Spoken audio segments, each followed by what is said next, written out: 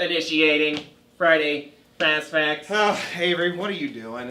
You know, I'm just making sure this box is up to snuff to send out some parts. Avery, that's clearly a lie because there is no way that is up to snuff. You have cut holes in it for eyes and you've drawn a mouth on there. And is that a gold tooth?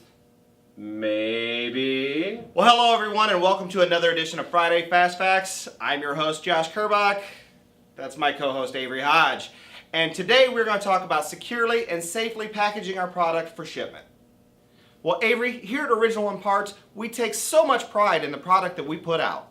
Josh, that's exactly right. We've already discussed how we test each and every part for form, fit, and function, provide a lifetime guarantee, so of course, we're going to take a lot of pride when it comes to shipping these parts out as well. Absolutely. Avery, we have custom fit boxes, double thick cardboard for heavier items, expanding foam to hold products in place, and bubble wrap to make sure that products don't shift during transit.